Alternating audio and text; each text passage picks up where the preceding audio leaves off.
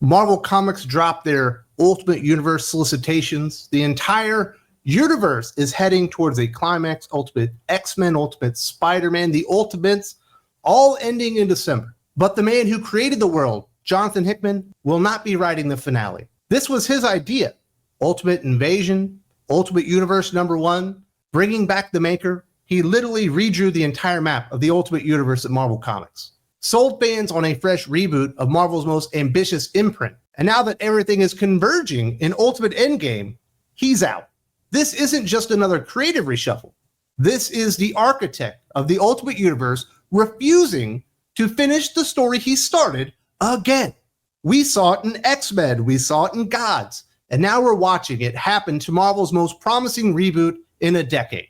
Hickman launches his visions as blueprints, grand, elegant, and full of potential. But right before the big reveal, he disappears.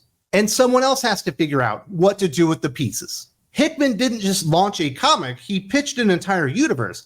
He brought back the maker, rewrote reality, and sold fans on a full reboot. New Earth, new rules, a clean slate. Marvel backed it hard. Fans made Ultimate Spider-Man their flagship title, Marvel's biggest ongoing book for almost 2 years. But this wasn't just about one book. It was a structured, curated line designed to build towards something bigger. Therefore, when Marvel teased Ultimate Endgame, fans expected Hickman to close it out. But he's not writing it. No finale, no resolution, just gone. The guy who rebuilt the Ultimate Universe walked away before it ever actually paid off.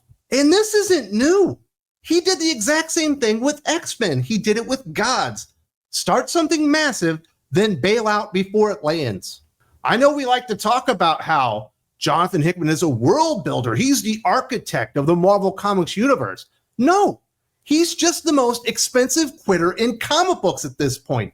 Hickman built the entire Ultimate reboot from the ground up. Ultimate Invasion, Ultimate Universe were the foundational elements of the entire line, setting up all the story that's going to culminate in Ultimate Endgame, which will conclude everything he started building 2 years ago with the council and all that stuff, and certainly the maker's art, Jonathan Hickman's own creation back in like Secret Wars or whatever, but Hickman's still not writing it. This is the same movie pulled after House of X Powers of 10. Lauded, everybody loves it. New Age of X-Men, the most exciting time for X-Men in 2 decades. Walks away before the first arc is done, never fulfills the story or anything that he set up in what appeared to be the 2 most important X-Men comic book series in all of the 2000s. He sets the stage and then he lets everybody else clean it up. And it keeps happening. Marvel keeps letting him do this. He launches G.O.D.S. We're gonna, change and revamp the entire mystical side of the Marvel Comics universe. Leaves in less than a year. Doesn't even make it to 10 issues. This is the same guy who built up a multi-year plan, in Secret Avengers and Avengers all the way through Secret Wars, and he actually stuck the landing. What the hell happened to him? Hickman likes to talk like he's this big visionary, but you can't believe him anymore. The fans can't keep buying into this guy if every time he starts something, he just fucking walks away. And the worst part, he didn't just leave, he chose his replacement in this one, and it feels less like a torch passing and more like a slap in the face. Picture this, the San Diego Comic-Con stage, the mic's hot, Hickman smirks and says, "There's absolutely no one more prepared to write this than Dennis." Really? Not the guy who spent 2 years building the world, not the man who defined the Makers Council and rewrote the multiverse. No, it's Dennis Camp, the guy whose comics read like postmodern slam poetry filtered through a film school manifesto. His Ultimates work is polarizing, to say the least. Some might call it bold, but most see it for what it is. Try-hard political theater drowning in incoherent metaphors and far-left talking points. And now Camp promises Endgame will be the craziest crossover since Crisis. Good luck with that. Marvel is risking the end game of their big Ultimate Universe reboot that's been pretty successful, the most successful thing they've done probably in 10 years just as an initiative, with a guy whose storytelling is repellent to most comic book readers. And if you're unfamiliar with Dennis Camp, this is the best way I could describe his storytelling. Niche, erratic, and more ideological than actually entertaining. And I know there are some people out there that are going to say, but what about his Absolute Martian Manhunter? This is what I have to say about that. It means nothing. It is complete gibberish. It is a nonsense book wrapped in spectacular art. The only reason anybody even cares about that book is because of the amazing work of artist Javier Rodriguez. He's the only one that could take this stupid idea and actually make it look somewhat interesting. And Jonathan Hickman giving Dennis Camp his personal endorsement. Another bad call. See also Tinny Howard. Not exactly a track record of really identifying the best talents in comic books today. Dennis Camp alienates normal fans. This isn't Grant Morrison level stuff. It's fanfic in a stoner's hoodie. That's all it is. And overselling this as the biggest, most wild event since Crisis. Yes, let's set expectations so high that you could never in your life actually achieve what you're promising. But this isn't just about the Ultimate Universe. Hickman also promised to reinvent the Marvel Cosmic Universe in 2025. What happened there? Marvel Comics gave Hickman the cosmic keys. Do for space what you did for the Ultimate line, they said. He launched Imperial, a bold 4-issue miniseries in June. New galactic alliances, big power plays, a promise of something massive. But before issue 3 even dropped, he's already done. Marvel executive editor Tom Brevoort confirmed it. Jonathan is writing Imperial 1 through 4 and co-writing the one-shots, but that'll be it for him thereafter. Once again, he likes to fuse, then hand someone else the matches. This was billed as another Marvel Annihilation style moment where we're going to take the cosmic universe seriously. We're going to build it up and we're going to make something amazing happen there. But once again, Jonathan Hickman turned it into a teaser trailer.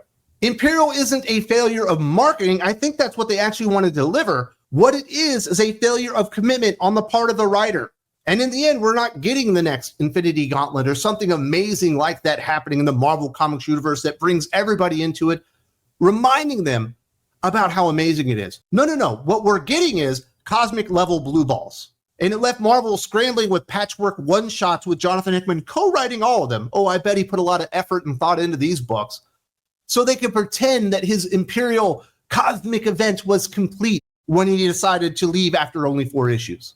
This is his second era-defining exit in less than 1 year. And don't forget, we did have to pay the Hickman tax on that Imperial #1, $7 for a preview of a story that never actually existed. Now, Marvel's moving forward with their cosmic relaunch, without Hickman, of course, and using his outline like a grocery list at the dollar store. At San Diego Comic-Con, Marvel reveals 5 spin-offs from Imperial: Planet She-Hulk, Nova Centurion, Black Panther Intergalactic, Exiles, and Imperial Guardians. And the names attached so far: Stephanie Phillips, Jed MacKay. You squint, you blink, you ask, who thought this was a good idea? Phillips has become Marvel and DC's filler queen. She doesn't build, she patches. Her resume: a graveyard of Catwoman, Harley Quinn, Cosmic Ghost Rider, and Spider-Gwen. Jed MacKay? Dependable, efficient, but he's not launching eras, he's covering shifts here. When Stephanie Phillips is one of your big marquee names in your Space Renaissance line of comic books, basically, it's already over. She's the comic industry's reboot button. Everything she writes gets relaunched or shelved in very quick order. There is no long-term plan with Stephanie Phillips attached to it. And of course, Marvel coming up with an oh-so inventive and unique and creative idea for Stephanie Phillips' flagship book during this stupid Imperial Fallout stuff, Planet She-Hulk. What, was Greg Pak not available? Have we not done Planet Hulk to death at this point? Maybe, just maybe, we thought we would be getting new ideas out of Imperial. And while I have a much greater opinion of Jed MacKay as a writer, I think at this point he's been pretty much exposed as a technician, certainly not a visionary. He maintains stuff, but he's never revolutionized anything in his entire career, which is over 20 years at this point.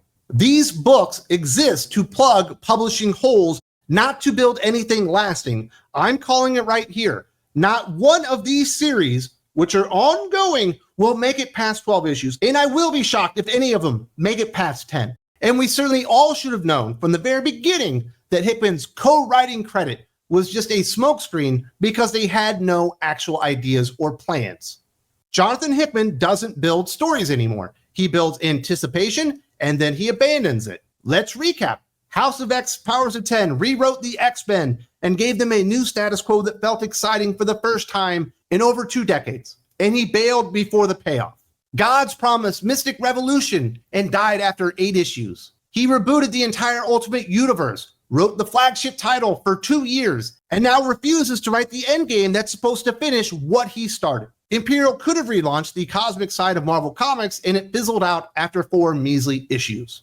Every time he sells the next big thing, we get half a masterpiece, and then we get a handoff to somebody far less capable or competent. He's the guy that designs the runway and then bails before takeoff, leaving other creators to crash the plane. And fans like us deserve better than cosmic blue balls and half-finished dreams. If you want to hear the backstory on how all this started, you do need to watch this next video. Hickman confirms X-Men is his biggest creative failure because this isn't a new habit. It's the blueprint, and he's running it again. There's a link in the video description. The video is right here. And remember, stay frosty, my friends, and always keep thinking critical.